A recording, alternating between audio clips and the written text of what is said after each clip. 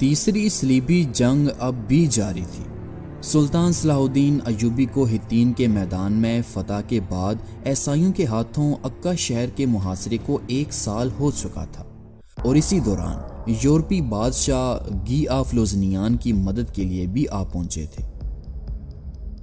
عکا شہر کو بچانے میں سلطان صلاح الدین ایوبی کی صحت کافی خراب ہو چکی تھی۔ سلطان اب زیادہ تر اپنے خیمے میں ہی رہنے لگے تھے۔ سلطان نے اپنے مشیروں سے مشورہ کیا کہ صلیبیوں کے خلاف اب ہمیں کیا حکمت عملی اپنانی چاہیے۔ کچھ مشیروں نے یہ مشورہ دیا کہ ہمیں صلیبیوں کے خلاف جنگ جاری رکھنی چاہیے۔ کچھ نے کہا کہ یورپ سے فوجی کمک آنے سے پہلے ہمیں گھی کو شکست دینی چاہیے، کیونکہ ہمارے سپاہی ایک طویل جنگ کی وجہ سے کافی تھک چکے ہیں۔ لیکن اسی دوران سلطان صلاح الدین ایوبی کو دمشق سے یہ خبر موصول ہوئی کہ بادشاہ فیڈرک باربروسا اپنی 2 لاکھ کی فوج کے ساتھ شام پر حملے کا ارادہ رکھتا ہے۔ اسی لیے سلطان صلاح الدین ایوبی نے اپنے دستے راز بہاؤالدین زکریا ابن شداد کو دمشق کی طرف روانہ کیا تاکہ وہاں سے ایک نئی فوج بھرتی کی جا سکے۔ ادھر فیڈرک باربروسا اپنی فوج کے ساتھ بازنطینی زمین کو عبور کرتا ہوا گیلی پولی جا پہنچا تھا، جہاں سے اس نے سلجوقی سلطنت کے راستے آرمینیا میں داخل ہونا تھا۔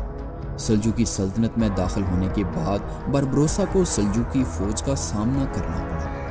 اس دوران سلجوقیوں نے جرمن فوجوں کا ڈٹ کر مقابلہ کیا، لیکن پھر بھی باربروسا سلجوقی سرحد کو عبور کرتا ہوا آرمینیا جا پہنچا۔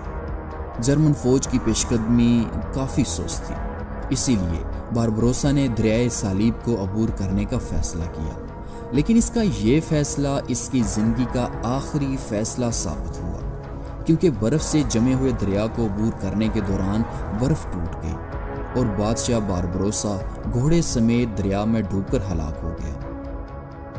اس کی موت کے بعد اس کا بیٹا فیڈرک سویبیا بادشاہ بنا، لیکن جرمن فوج مسلسل پیش قدمی، ایوبی فوج کی دہشت اور بیماری کی وجہ سے کافی کمزور ہو چکی تھی۔ ادھر دوسری جانب عکا شہر کا محاصرہ بدستور جاری تھا۔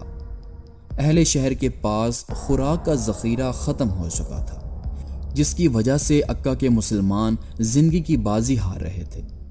میدان میں صلیبی لشکر نے بھی موسم خراب ہونے کی وجہ سے حملہ روک دیا تھا۔ انہوں نے عکا شہر کی رسد کو روکنے کے لیے ایک لمبی باڑ لگا دی تھی، جس کی وجہ سے اہل شہر کا زمینی رابطہ ختم ہو گیا۔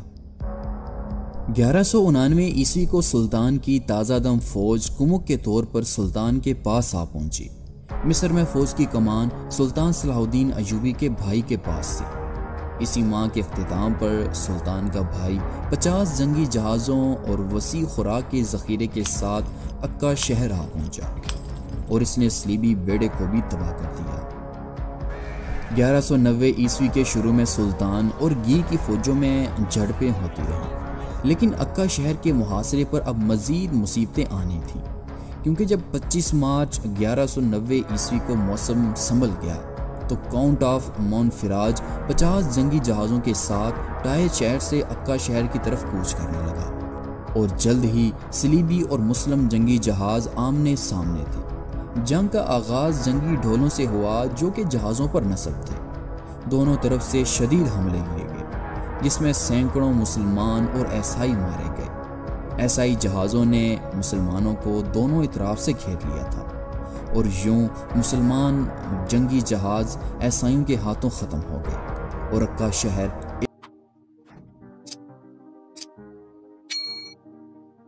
ایک بار پھر رسد کی کمک سے محروم ہو گیا۔ ادھر زمین پر اپریل کے اختتام پر جب موسم کافی بہتر ہوا تو صلیبی لشکر نے عکا شہر پر حملہ کیا، جسے مسلمان محصورین نے ناکام بنا دیا تھا۔ اب صلیبی لشکر نے اگلے حملے کے لیے 3 مضبوط ترین ٹاور تیار کیے۔ صلیبیوں کو ان نئے ٹاورز یعنی کہ نئے برج نما ٹاوروں پر کافی بھروسہ تھا۔ 3 مئی کو صلیبی فوج ان نئے برجوں کے ساتھ شہر پر حملے کے لیے روانہ ہوئی۔ صلیبی فوج آہستہ آہستہ شہر کی طرف کوچ کرنے لگی۔ اسی دوران شہر سے ایک خط کسی طرح سلطان صلاح الدین ایوبی تک پہنچایا گیا کہ اگر اب ان کی مدد نہ کی گئی تو صلیبی شہر فتح کر لیں گے۔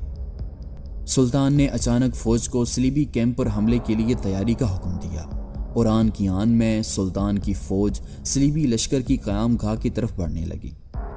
ادھر اہل شہر نے ہر طرح کے آگ کے گولے برسائے، لیکن ان برجوں پر ان کا کوئی اثر نہ ہوا۔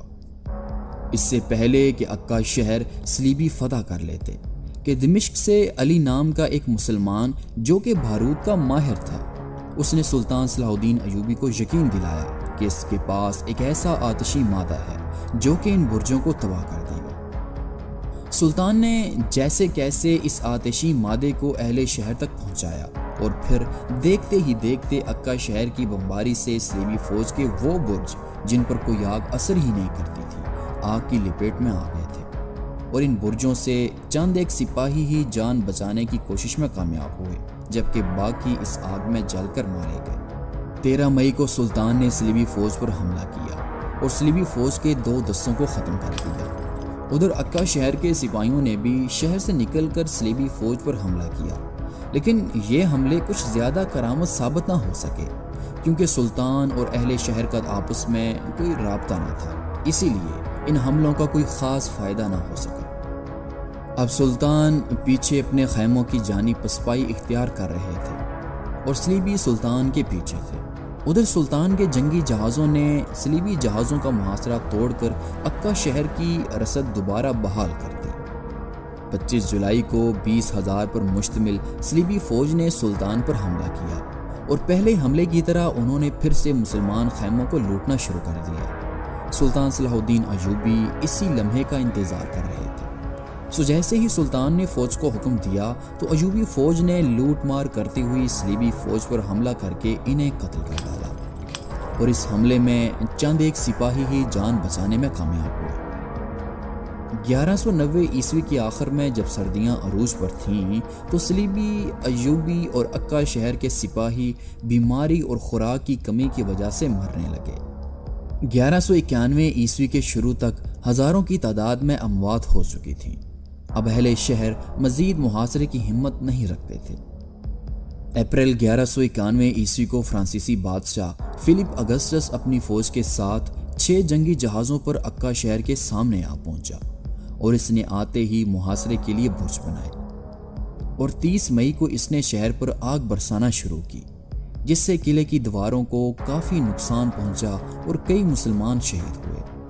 اس دوران 1 جون کو انگلینڈ کے بادشاہ رچرڈ شیردل نے سائپرس جو کہ بازنطینی علاقہ تھا اس پر حملہ کیا اور یہاں سے سونا اکٹھا کیا۔ اسی دوران اسے گی آف لوزنیان کی طرف سے خط موصول ہوا اور اس نے وہاں جنگ ختم کی اور 25 جنگی جہازوں کے ساتھ عکا شہر کی طرف آ پہنچا، اور جلد ہی تینوں صلیبی بادشاہوں نے مل کر عکا شہر پر بمباری شروع کر دی اور مسلسل بمباری سے شہر کی دیواریں ٹوٹنے لگیں۔ سلطان نے اپنے لشکر کے ساتھ گی آف لوزنیان پر حملہ کیا، لیکن یہ حملہ بھی کوئی زیادہ کرامت ثابت نہ ہو سکا۔ اہل شہر کی خستہ حالت کی وجہ سے سلطان کی آنکھوں سے آنسو جاری تھے، اور پھر آخر کار 12 جولائی 1191 عیسوی کو سلطان صلاح الدین ایوبی نے 2 سال کے طویل محاصرے کے بعد عکا شہر صلیبیوں کے حوالے کرنے کا فیصلہ کیا۔ سلطان نے عکا شہر کے مسلمانوں کی جان کے بدلے 1500 عیسائی قیدی، عیسائی صلیب جو کہ ہتین کی جنگ میں سلطان کی فوج کے قبضے میں آئی تھی، اور 2 لاکھ دینار دینے کا وعدہ کیا۔ عکا کی فوج نے شہر کے دروازے کھول دیے اور تمام فوج اور شہریوں نے صلیبیوں کے آگے ہتھیار ڈال دیے۔ عیسائی بھی اس طویل محاصرے سے پریشان ہو چکے تھے کیونکہ اس محاصرے میں 10,000 صلیبی سپاہی مارے جا چکے تھے، لیکن ابھی تیسری صلیبی جنگ کا اختتام نہیں ہوا تھا کیونکہ عیسائی اب سلطان صلاح الدین ایوبی سے بیت المقدس کو واپس لینا چاہتے تھے۔